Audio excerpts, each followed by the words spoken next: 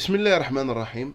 بعد ما سال الماتش البارح كنا كنتسناو قرار ديال الإقالة ديال المدرب يكون في أسرع وقت، ولكن وإذا بنا مازال نفس المسلسل اللي من نهار ديال الجيش كيتعاد لحد الآن. تماطل. أنا ما فهمتش مدرب ما قادر يعطينا حتى شي إضافة. تخيلوا معايا اسفي في أسوأ نسخة ديالها ما قدرش يربحها.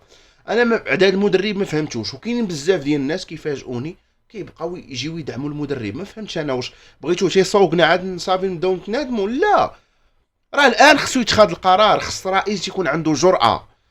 ما يمكنش الاخوان، راه الرئيس سعيد الناصري الله يذكره بالخير راه دو صابر كان هو الاول، حيدو جاب عموته وشو الاخر شنو وقع؟ دينا الشامبيونز ليغ الاخوان ودينا البطوله. راه ما يمكنش الاخوان، راه مدرب ما قادر يعطينا والو، مدرب خواف. ها المؤتمر الصحفي راه تعصبت انا ملي سمعتو كيهضر. راه ما يمكنش. قال لهم حنا فرحان، انا فرحان. ما فهمتش انا باش فرحان.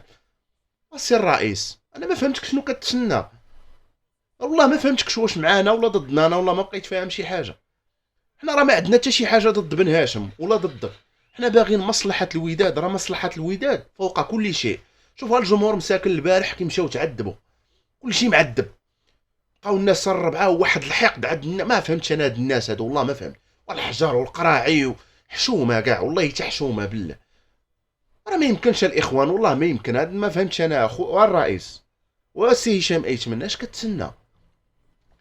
راه الكاف راه من اهم الالقاب اللي لاعبين عليها هذا الموسم. عندك يحسب لك راه نتقصاو عادي؟ لا، راه حنا لاعبين على جميع الالقاب، وراه باغا الناس تهرسنا بجميع الطرق، باغا تهرس الوداد. هذاك حقد. ما فهمتكش السي هشام ايتمن. قرار ساهل، جري على مدرب، جيب لنا مدرب كاليبر ديال الالقاب، سطر على ديال الالقاب. ما بغيناش شي مدرب عادي. تحياتي وديما وداد. عطيوني الاراء ديالكم الاخوان.